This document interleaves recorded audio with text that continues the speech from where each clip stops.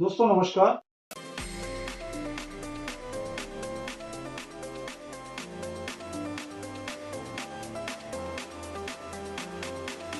दोस्तों नमस्कार। जैसा कि आप जानते हैं कि पहले भी हमने काफ़ी सीरीज़ में ये यूट्यूब चैनल के बहुत सारे एपिसोड्स बनाए हैं आपकी नॉलेज के लिए, आपको अवेयर करने के लिए और जिससे आपका पूरा बेनिफिट हो और आपको घर बैठे ये सारी इन्फॉर्मेशन ईज़िली मिल सके। तो इस एपिसोड में हम आपसे कुछ अलग डिफरेंट चीज़ों की वैल्यू बताए हैं कि कॉइन्स के अलावा जैसे हमारी लगभग 10 से 15 वीडियो कॉइन्स के ऊपर आई हैं, तो हमने इसमें कुछ एडिशन किया है नोट्स की वीडियो का भी। तो हम कॉइन्स की और नोट्स की नॉलेज साथ-साथ आपको देते रहेंगे। तो अब सबसे पहले हम ₹1 से शुरू करते हैं, क्योंकि ₹1 सबसे छोटा डिनोमिनेशन है, जो इंडियन गवर्नमेंट ने ₹1 का निकाला था पेपर मनी में, नोट्स में। तो ₹1 में अगर आपके पास नोट्स हैं, तो आप ये मत सोचिए कि वो वेस्ट हैं, क्योंकि ₹1 की आज की डेट में कोई वैल्यू नहीं है। अगर आप किसी को भी देते हैं, तो सामने वाले को ऐसा लगता है कि वो वैल्यूएबल नहीं है और वो आप उसका मज़ाक उड़ा रहे हैं या उसमें कोई नॉर्मली कोई चीज़ भी नहीं आती है। तो उसके हिसाब से आप सोचेंगे तो आपको लगेगा कि भई वो ₹1 वैल्यूएबल नहीं है। ये ₹1 के अंदर फाइनेंस सेक्रेटरी के सिग्नेचर होते थे और इससे ऊपर की जितनी भी करेंसी बनती थी वो सारे के सारे आरबीआई गवर्नर के सिग्नेचर होते। तो ये एक यूनिकनेस है ₹1 के नोट और ये ₹1 के नोट आपको जानकर हैरानी होगी, ये आज भी बन रहे हैं, जबकि वो पब्लिक की रेंज से बहुत दूर हैं। आज की डेट में जो नोट बन रहे हैं वो बहुत लिमिटेड क्वांटिटी में बन रहे हैं और उसका सर्कुलेशन पब्लिक में ना के बराबर है। तो कुछ लोग जो कलेक्शन कर रहे हैं उनके पास ही वो नोट जाते हैं और ये नॉर्मली ये कलेक्टेबल ही रह गए हैं, क्योंकि ₹1 का नोट जो अब बन रहे हैं, लोगों को अगर कलेक्शन पॉइंट ऑफ व्यू से लेना है तो इंटरेस्ट है, अदरवाइज उनको यूज़ में लेना है या किसी चीज़ के लिए लेना है तो उनका कोई इंटरेस्ट नहीं है। तो ₹1 नोट की जो कहानी शुरू होती है वो 1949 में रिपब्लिक इंडिया में सबसे पहला नोट वही बना था, जिसमें फाइनेंस सेक्रेटरी थे के.आर.के. मेनन।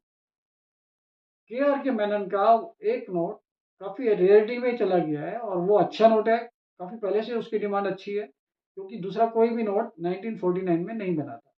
1949 का के.आर.के. मेनन का, जिसपे सिग्नेचर के.आर.के. मेनन के हैं, उस टाइम पर कॉइन भी कोई नहीं बना था इंडियन गवर्नमेंट के द्वारा। और ₹1 की यूनिकनेस ये होती थी कि ₹1 के नोट के पीछे जो कॉइन का एक स्पेस छोड़ा हुआ था कि जो भी कॉइन उस टाइम पे सर्कुलेशन में चलता था, वो कॉइन उसमें बैक साइड पे मेंशन होता था और उसके ऊपर डेट लिखी होती थी। लेकिन के.आर.के. मेनन के टाइम पे कोई कॉइन उस टाइम पर नहीं बना था, तो इसलिए 1949 में उस कॉइन की जगह एक फ्लावर था, फ्लोरल डिज़ाइन, तो वो रहता है और उसमें सिग्नेचर के.आर.के. मेनन के होते हैं। आज की डेट में अगर वो सिंगल नोट भी आपके पास रनिंग कंडीशन में है, तो कम से कम 1000 से 2000 रुपए का है।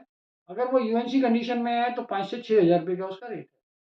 तो ये कुछ यूनिक नोट हैं जो अगर आपके पास सिंगल नोट भी है तब भी उसकी वैल्यू आएगी।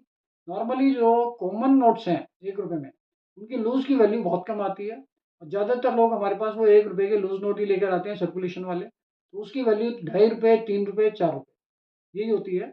और अगर उसमें यूएनसी नोट्स होते हैं तो ₹4 और ₹5, ₹6 इस तरीके से उनकी वैल्यूएशन नॉर्मली होती है, जो हम लेते भी हैं।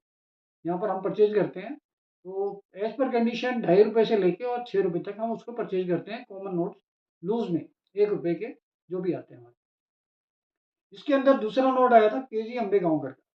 1950 के स्टार्टिंग में केजी अम्बेगांवकर का आया था, उसमें भी जो कॉइन का जो पोर्ट्रेट था, उसके बदले उन्होंने फ्लोरल डिज़ाइन दिया था जो के.आर.के. मेनन में था। 1951 में जो कॉइन आया था, उसके अंदर कॉइन की शेप बनी हुई। तो उसके साथ-साथ जितने भी नोट आए हैं वो वैल्यूएबल रहे हैं। 1950 या केजी अम्बेगांवकर, ये नोट भी जिसमें फ्लोरल डिज़ाइन बना हुआ है कॉइन की जगह, वो नोट भी कम से कम 800 से ₹1000 का है रनिंग कंडीशन में। अगर यूएनसी है तो 2000 से ₹2500। तो ये चीज़ भी आप ढूँढ सकते हैं अपने नोट्स में, ये चीज़ें महँगी हैं। इसके बाद जो रेयरिटी पर नोट्स आते हैं, जो जिनकी वैल्यू लूज़ में है, मतलब अगर आपके पास वो एक नोट है, तब भी उसको आपको वैल्यू मिल सकती है। उसमें आता है एक 1957 एल के झा। एल के झा में ए इंसेट, बी इंसेट ये काफ़ी इंसेट्स आए हैं। इसमें सिर्फ बी इंसेट और वाई प्रीफिक्स, इसको हम बोलते हैं एल के झा बी वाई। 1957 में ₹1 एल के झा बी इंसेट वाई प्रीफिक्स, ये नोट रेयर होता है। इसकी वैल्यू 2000 से 5000 रुपये तक होती है एज पर कंडीशन। अगर आपके पास लूज नोट है तब भी इसकी वैल्यू है।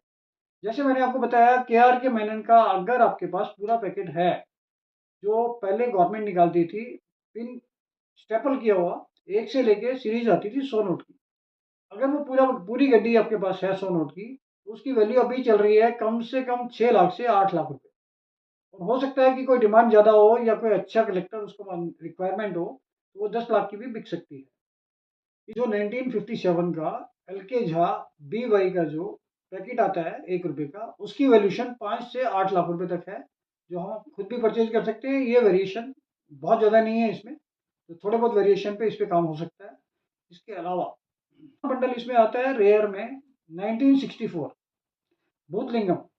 उसमें जो फाइनेंस सेक्रेटरी थे वो S भूतलिंगम थे, उनके सिग्नेचर थे, लेकिन वो सिर्फ 1964 में ही रेयर है।